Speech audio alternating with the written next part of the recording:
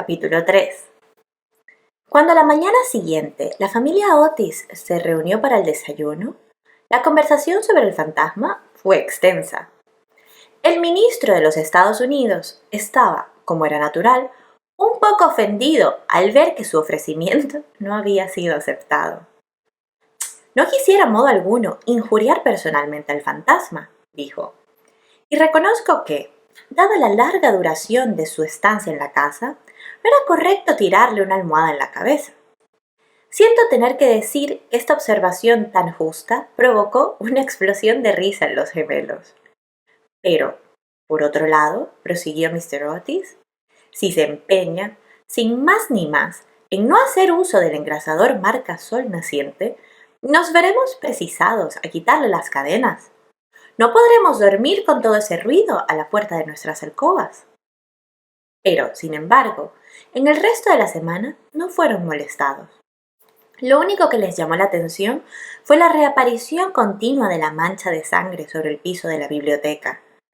Era realmente muy extraño, ya que la señora Otis cerraba la puerta con llave por la noche, y las ventanas permanecían con las rejas cerradas. Los cambios de color que sufría la mancha, comparables a los de un camaleón, produjeron también frecuentes comentarios en la familia.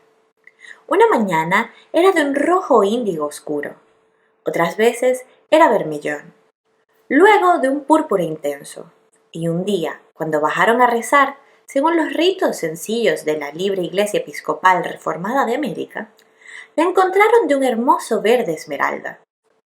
Como es natural, estos cambios caleidoscópicos divirtieron grandemente a la reunión y hacíanse apuestas todas las noches, con entera tranquilidad. La única persona que no tomó parte de la broma fue la joven Virginia. Por razones ignoradas, sentíase siempre impresionada ante la mancha de sangre, y estuvo a punto de llorar la mañana que apareció verde esmeralda. La segunda aparición del fantasma fue un domingo por la noche. Al poco tiempo de estar todos acostados, les alarmó un enorme estrépito que se oyó en el hall.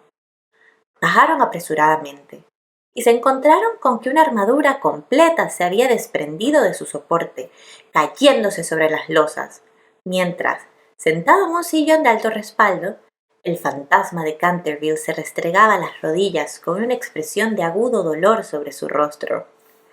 Los gemelos, que se habían provisto de unas cerbatanas, le lanzaron inmediatamente 2 proyectiles, con esa seguridad de puntería que solo se adquiere a fuerza de una larga y cuidadosa práctica sobre un profesor de caligrafía. Mientras tanto, el ministro de los Estados Unidos mantenía el fantasma bajo la amenaza de su revólver, y conforme la etiqueta californiana, le intimaba a levantar los brazos. El fantasma se alzó bruscamente, lanzando un grito de furor salvaje, y pasó en medio de ellos, como una nube, apagando de paso la vela de Washington Otis y dejándola a todos en la mayor oscuridad. Cuando llegó a lo alto de la escalera, una vez dueño de sí, se decidió a lanzar su célebre repique de carcajadas satánicas. Contaba la gente que aquello hizo encarecer en una sola noche el peluquín de Lord Raker, y que 3 sucesivas amas de llaves francesas dejaron su empleo antes de terminar el primer mes. Por consiguiente, lanzó su carcajada más horrible, despertando paulatinamente los ecos de las antiguas bóvedas, pero al extinguirse, se abrió una puerta y apareció, vestida de azul claro, la señora Otis. «Me temo», dijo la dama, «que esté usted indispuesto, y aquí le traigo un frasco de tintura del Dr. Dobell. Si se trata de una indigestión, podrá comprobar que este es un remedio excelente». El fantasma la miró con ojos llameantes de furor y se creyó en el deber de metamorfosearse en un gran perro negro. Era un truco que le había dado la reputación merecidísima, y al cual atribuía el médico de la familia la idiotez incurable del tío de Lord Canterville, el honorable Thomas Horton. Pero un ruido de pasos que se acercaba le hizo vacilar en su cruel determinación y se contentó con volverse un poco fosforescente. Enseguida se desvaneció, después de lanzar un gemido sepulcral, porque los gemelos iban a darle alcance. Una vez en su habitación, sintióse destrozado, presa de una agitación más violenta. La ordinariez de los gemelos, el grosero materialismo de la señora Otis, todo aquello resultaba realmente vejatorio. Pero lo que más le humillaba era no tener ya fuerzas para llevar una armadura. Contaba con hacer impresión aún en unos americanos modernos, hacerles estremecer a la vista de un espectro acorazado, sino ya, por motivos razonables, al menos por deferencia hacia su poeta nacional Longfellow, cuyas poesías, delicadas y atrayentes, le habían ayudado con frecuencia a matar el tiempo mientras los Canterville estaban en Londres. Además, era su propia armadura. La llevó con éxito en el torneo de Kenilworth, siendo felicitado calurosamente por la reina virgen en persona. Pero cuando quiso ponérsela, quedó aplastado por completo con el peso de la enorme coraza y del yelmo de acero, y se desplomó pesadamente sobre las losas de piedra, despellejándose las rodillas y contusionándose la muñeca derecha. Durante varios días estuvo malísimo y no pudo salir de su morada más que lo necesario para mantener en buen estado la mancha de sangre. No obstante, a fuerza de cuidados, acabó por restablecerse y decidió hacer una tercera tentativa para aterrorizar a la familia de los Estados Unidos. Eligió para su reaparición en escena el viernes 17 de agosto, consagrando gran parte del día a pasar revista a sus trajes. Su elección recayó al fin en un sombrero de ala levantada por un lado y caída de otro, con una pluma roja, en un sudario deshilachado en las mangas y el cuello, y por último, en un puñal mohoso. Al atardecer estalló una gran tormenta. El viento era tan fuerte que sacudía y cerraba violentamente las puertas y ventanas de la vetusta casa. Realmente, aquel era el tiempo que le convenía. He aquí lo que pensaba hacer.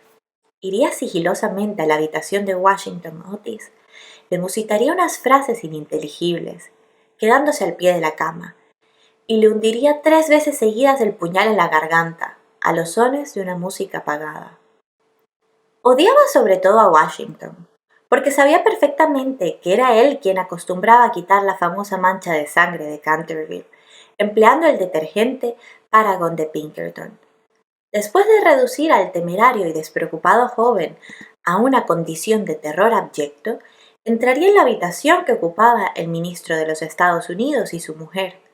Una vez allí, colocaría una mano viscosa sobre la frente de la señora Otis y al mismo tiempo murmuraría, con voz sorda, al oído del ministro tembloroso, los secretos más terribles del osario.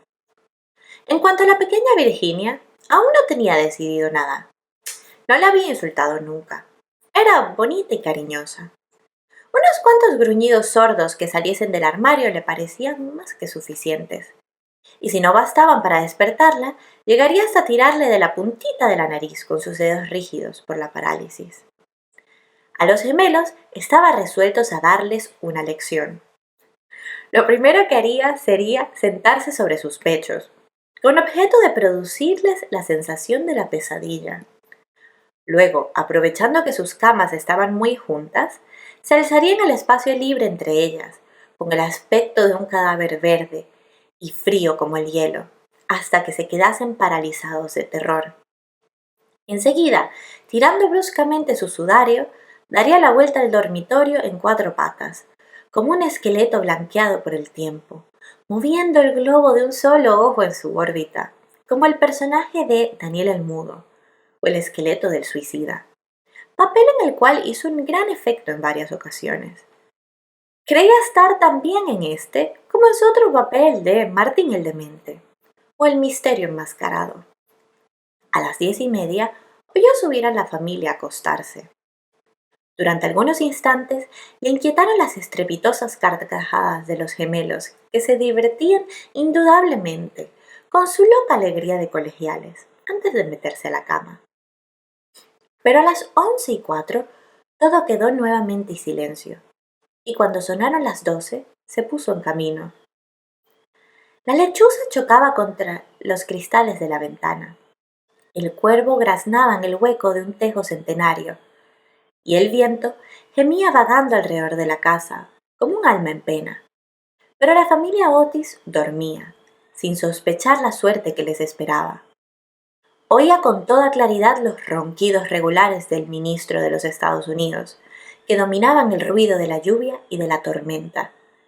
Se deslizó furtivamente a través del estuco.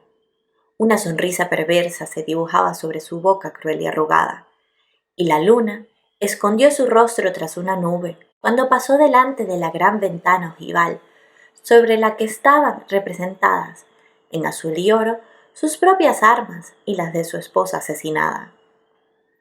Seguía andando siempre, deslizándose como una sombra funesta, que hacía que hasta las tinieblas le maldijesen a su paso.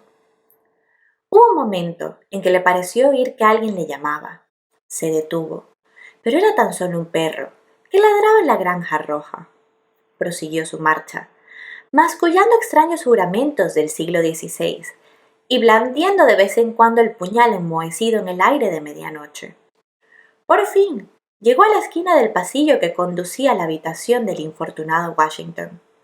Allí hizo una breve parada. El viento agitaba en torno a su cabeza sus largos mechones grises y ceñía en pliegues grotescos y fantásticos de horror el indecible del fúnebre sudario. Sonó entonces el cuarto en el reloj.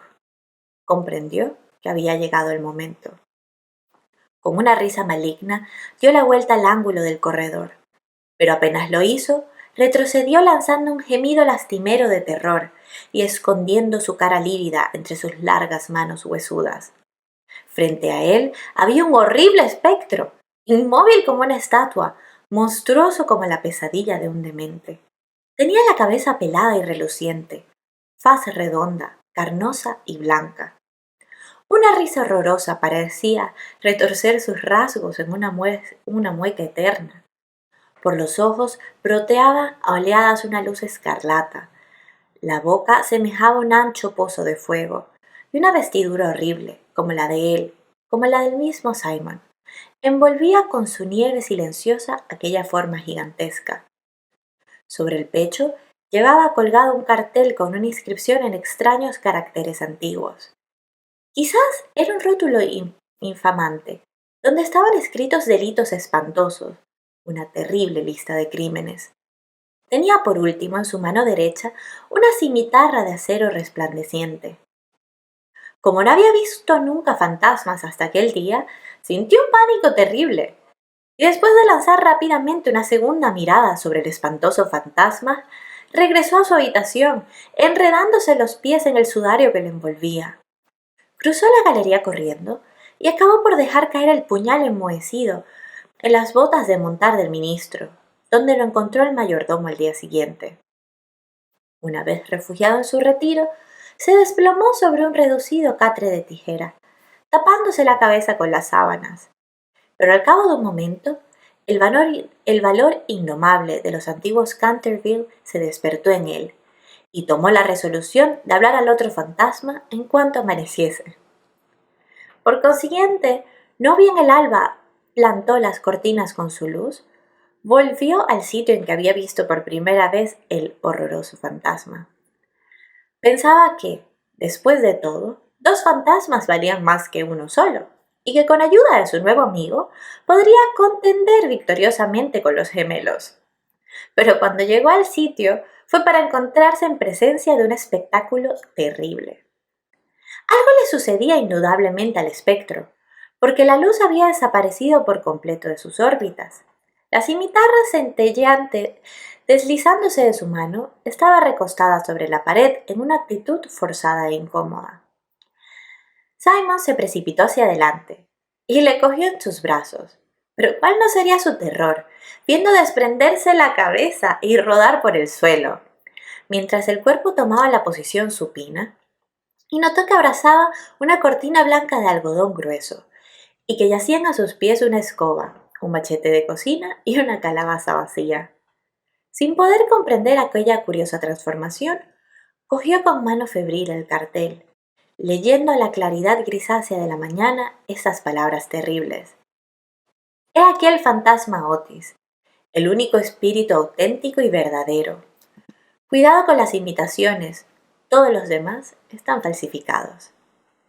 Y la entera verdad se le apareció como un relámpago. Había sido burlado, chasqueado, engañado. La expresión característica de los Canterville reapareció en sus ojos. Apretó las encías desdentadas y levantando por encima de su cabeza sus manos amarillas, juró, según la fraseología pintoresca de la antigua escuela, que cuando el gallo tocase por 2 veces el cuerno de su alegre llamada, se perpetrarían crímenes sangrientos, y que en el asesinato, de callado paso, saldría entonces de su retiro.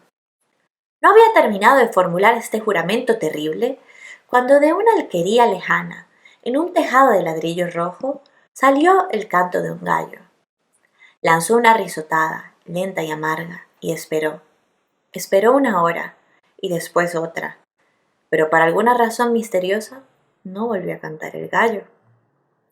Por fin, a esto de las 7:30, la llegada de las criadas le obligó a abandonar su terrible guardia, y regresó a su morada con altivo paso, pensando en su vana esperanza y proyecto fracasado.